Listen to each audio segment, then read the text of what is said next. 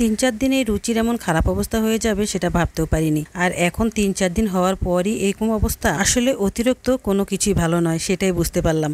আসসালামু আলাইকুম, কেমন আছেন সবাই? আশা করি ভালো আছেন। আলহামদুলিল্লাহ আমিও ভালো আছি। ঈদ গেছে আজকে হয়তো বা মনে হয় 5 দিন হবে না 4 দিন হবে, এরকম হবে আর কি। তো যাই হোক, এই কয়দিনে আমাদের অবস্থা খারাপ, মানে আমরা মাংস খেতে খেতে এতটাই বিরক্ত হয়ে গেছি, ছেলে মেয়েও খেতে চাইছে না, আমারও ভালো লাগছে না। তা আজকে আমার ছেলেমেয়েরা বলছে আম্মু একদমই সাধারণ একটা রান্না করবা, এমন রান্না করবা যে একদম মাংস যেন ধারে কাছেও না থাকে। তারপর যতটুকু মাংস ছিল ওটা আমি ফ্রিজে তুলে রেখেছি। আর এখন 2টা ডিম নিয়ে নিলাম, ডিমগুলো ভালো করে ফেটিয়ে নিয়েছি একটু পেঁয়াজ দিয়ে আর একটু লবণ দিয়ে, আর সাথে দিয়েছি একটু চিলি ফ্লেক্স আর একটু গোলমরিচের গুঁড়ো। আসলে আগে 10 গ্রাম গুঁড়ো কোনো ফ্রিজ পাওয়া যেত না, সবাই মাংস জাল দিয়েই খেত, 1 মাস 2 মাস ভরে শুধু মাংসই খেত।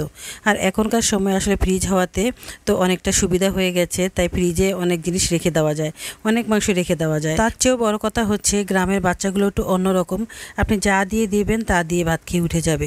কিন্তু শহরের বাচ্চাগুলোকে আপনি একটা তরকারি যদি 3 বেলার বেশি দেন তাহলে তারা প্রশ্ন করে বসে থাকবে আর খাবে না, ডাইরেক্ট মানা করে দেবে এরকম। তো যাই হোক, এখন আমার বাচ্চারা একদমই মাংস খেতে চাইছে না, তাই আমি আজকে ওদের জন্য একটা ডিমের তরকারি করব। তাই আমি আগে ডিমটা ভালো করে ভেজে নিয়েছি, আর এখন আমি একটা কড়াই বসিয়ে দিলাম আর কিছুটা তেল দিয়ে দিলাম। তো এই ডিমটা আমি আসলে আলু দিয়ে রান্না করব, তো আলুটাকে আমি আগে কুচি কুচি করে নিয়েছি, আর এদিকে আমি ডিমটা ছুরি দিয়ে সুন্দর করে পিস পিস করে নিচ্ছি। ডিম এভাবে মোটা করে ভাজ দিলে না আমার কাছে খুবই ভালো লাগে খেতে, মানে সুন্দর একটা মোটা হয়, খুব ভালো লাগে। আর যখন রান্না করি তখন আরও ফুলে যায়, অনেক ভালো লাগে। এভাবে ডিম ভাজা করে রান্না করলে যে কত মজা হয়, এতটুকু তরকারি দিয়েই আপনি 1 প্লেট ভাত খেতে পারবেন, এত মজা হয়। তো যাই হোক, আমি আমার ছেলেমেয়ের জন্য এটা রান্না করছি, তো আমি নিজের জন্য না, কারণ আমি আবার ডিম তরকারি একদমই কম খাই। তো এখন আমি দিয়ে দিলাম পেঁয়াজ, তারপর দিয়ে দিলাম সামান্য করে একটু রসুন। আর ঈদ চলে যাওয়ার পর মানে বাসায় তেমন কোনো একটা বাজার সদাইও নাই যে কি রান্না করব, বেশিরভাগ ফ্রোজেন জিনিসপত্রই আছে ঘরে। আর ঈদের সময় এমনি তো দোকানপাট সবই বন্ধ থাকে, বাজার সাজারও বন্ধ থাকে, তেমন কিছু একটা পাওয়া যায় না। তো ডিমে হচ্ছে তখন একটু ভরসা আর কি, মানে ডিমটাই হয়, মানে ডিমটাই দোকান থেকে একটু আনা যায়। তো যাই হোক, এখন আমি মশলাটা ভালো করে কষিয়ে নিলাম। আর এখানে আমি গরম মশলা ইউজ করব না, কারণ যখন ডিম আপনারা এভাবে ভেজে রান্না করবেন কখনোই গরম মশলা দিবেন না, গরম মশলা দিলে তখন একদমই খেতে ভালো লাগবে না।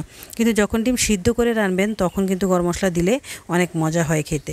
তো যাই হোক, এখন আমি আলু কুচুগুলো দিয়ে দিলাম, আর দিয়ে এখন ভালো করে নেড়ে চেড়ে একটু কষিয়ে নেব, আর তারপরে পানি দিয়ে দেব। তো পানিটা যখন হয়ে আসবে, মানে একদম শুকিয়ে আসবে আর আলুটা সিদ্ধ হয়ে যাবে, তখনই আমি ডিমটা দিয়ে দিলাম। কারণ এর আগে যদি আমি ডিমটা দিয়ে দিতাম তাহলে একদমই পানি খেয়ে ডিমটা একদম পানসা হয়ে যেত, খেতে একদম ভালো লাগতো না। তো তরকারিটা হওয়ার 5-10 মিনিট আগেই ডিমটা দেওয়া উচিত। তো যাই হোক, এখন হয়ে গেছে তরকারিটা, একদমই মানে পারফেক্ট হয়েছে, খেতে অনেক মজা হয়েছে। তবে আজকে ধনিয়া পাতা কাঁচামরিচ কোনো কিছুই নাই, এগুলো ছাড়াই আজকে রান্না করতেছি। তো এখন এই যে তরকারিটা হয়ে গেছে, এখন এক সাইডে রেখে দিলাম একটা বাড়িতে ঢেলে। তো এটা আমার ছেলেমেয়ের জন্য, আর নিজের জন্য এখন একটু বেগুন আর শুটকি রান্না করে নেব। তো ওই যে বলে না শুটকি লাভার যারা, আমি তো একটু শুটকি পছন্দ করি, কিন্তু আমার ছেলেরা একদমই পছন্দ করে না, মেয়ে পছন্দ করে। তাই আমি আর মেয়ে এই শুটকি তরকারি দিয়ে বেশিরভাগ খাবো, কারণ শুটকি আমার ভীষণ পছন্দ। তবে বেগুন খেলে আমার অ্যালার্জি অনেক বেড়ে যায়, বাচ্চাদেরও অ্যালার্জি বেড়ে যায়, তো এই জন্য বেগুনটা কমে খাওয়া হয় আমাদের বাসায়। তো আজকে যেহেতু বেগুনই আছে শুধু, তাহলে বেগুন দিয়ে শুটকি দিয়ে রান্না করে নিই। তো যেহেতু আজকে কোনো রকম বাড়তি কোনো ঝামেলা করব না, ঈদের আগে সবাই বলে একটু ভালো ভালো খাবার রান্না করো, একটু এটা রান্না করো সেটা রান্না করো, একদমই নর্মাল খাবার রান্নবে না, ভাল লাগে না খেতে, ডাল ভাল লাগে না, এরকম সবাই বলে।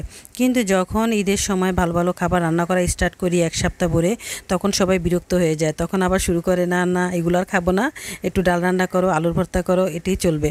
সত্যি আসলে আমরা মানুষ না বহুরূপী, সত্যি বলতে লাইফে কোনো জিনিসই অতিরিক্ত ভালো নয়, সেটাই আর কি। তো যাই হোক, এখন মশলাগুলো দিয়ে দিলাম, দিয়ে একটু শুটকিটা ভালো করে কষিয়ে নিচ্ছি। আর মশলার কাজ শেষ, এখন মশলাটা তুলে রেখে দিচ্ছি। আর এখানে বেগুন আর একটা আলু দিয়েছি সাথে। এই সিম্পল খাবারগুলোই আজকে অনেক মজা হয়েছে খেতে, অনেক ভালো লেগেছে, মনে হয় যেন কতদিন এসব খাবারগুলো খাই না।